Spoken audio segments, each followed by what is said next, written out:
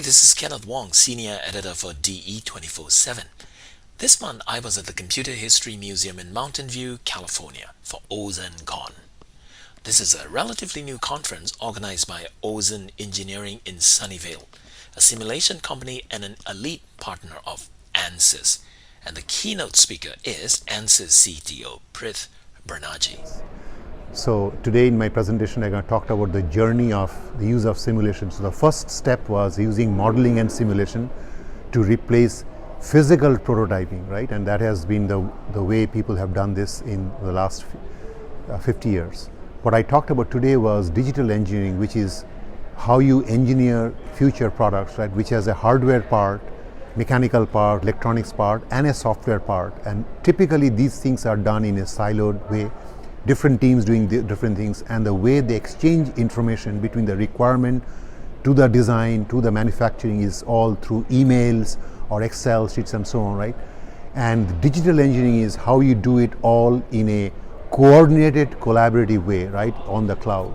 So in my presentation today, I kind of talked about how ANSYS is preparing the world to allow our customers to take sort of requirements in languages like SysML, using a system architecture modeling tool called SAM, but then using it to connect that with our really accurate 3D solvers like ANSYS Mechanical, LS-DYNA, Fluent, and so on. But then on the right side of the V, we are allowing our customers to do the verification and validation in a concept called virtual validation, right? And essentially doing it in a very seamless way.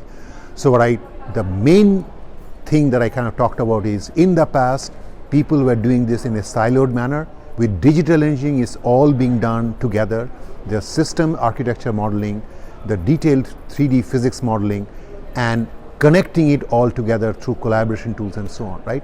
And allowing our people to build the right software, the mechanical simulation, electronic simulation, so on, with the hardware all simultaneously, and doing it for safety critical systems, right? So in the world of automotive, in the world of aerospace and defense and so on, people talk about software defined systems. Kind of talked about how digital engineering from ANSYS is enabling our customers in the world of software defined systems.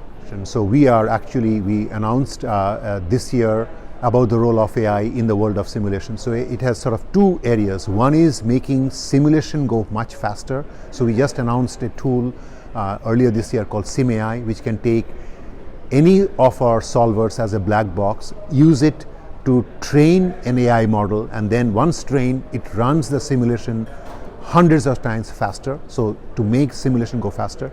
The other use of AI is to make our tools easier to use. So can AI automatically set the parameters to make our ANSYS Mechanical or HFSS or Fluent go much easier to use. And the role of AI in the world of digital engineering is essentially, if you could for doing virtual validation, you have to run lots and lots of simulations, right? Lots of scenarios.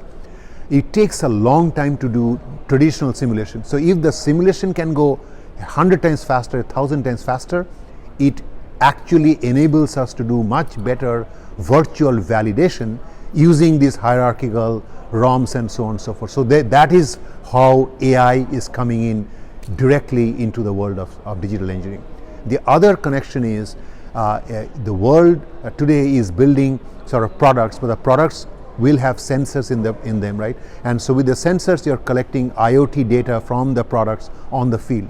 So can you pull data from the products, from the IoT sensors, and connect that through the world of AI and so on, and make the next iteration of the product even better, right? So digital engineering is allowing you, using AI technologies, to connect the world of data-based, AI-based analytics, integrating that with simulation in what we call hybrid digital twins, and making the next iteration of the product much, much better. Another speaker is Teresa Albert, CEO of IT Efficient. Teresa's talk is about digital twins and how and why people are using them.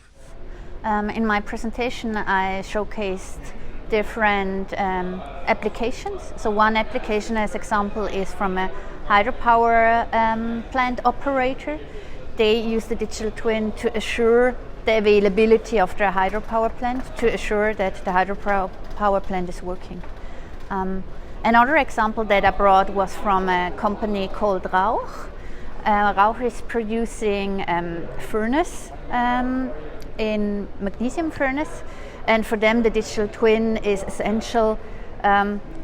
First of all, for the safety of the people who are working with it, since they are very high temperature, and for them as well, it's critical or for the customer of Rauch, it's critical that they have no downtimes, since it's used a lot in the production. So through the digital twin, the company Rauch ensures that there is also a higher availability of the furnace, and also that they get some predictions regarding their lifetime and what the customer themselves can do to hire the lifetime, as example to doing a right cleaning.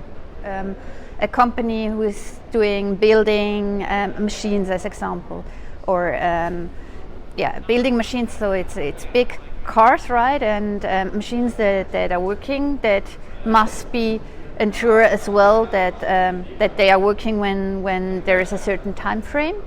And then there is another company, an example that I showed from a company called Gemu. They are doing valve systems, so from the big one to a small one, where the mixing process was in the focus. So I think that it really depends on the product, where the digital twin brings value, and as well to say what are the pain points of the customer, and then identify if the digital twin can help to address these pain points, and help there through the technology to bring added value. And that's always the first question: what kind of added value is possible? Where does it make sense? And normally there are no restrictions. It's really on asking the right questions where it can help. And of course, with the increased use of simulation, there is a need for hardware that can keep up with the software's demand. For that, let's hear from Xian Wang from NVIDIA. First is really high-end, like if you want to simulate discrete elements and movements, the particles on the conveyor belt in the mixer, that probably usually requires double precision GPUs to speed up the simulation. For example, we have A800 for that type of simulations. That is also a workstation type of card you can embed into your workstation. And of course, we have higher end, the A100, H100, H200. And those are very popular for those type of simulations. And we're also helping our customers do a lot of benchmarking. And the other simpler type of a simulation is good enough on the single precision solvers. It can be any RTX A series type of cards or ADA type of cards, which is the latest generation for workstation. And of course, you can use data center type of GPUs as well. The thing is that you can run more simulations, right? Previously, because of the limitation of the infrastructure or hardware resources, they may just figure out several simulations they want to run and do a sweep.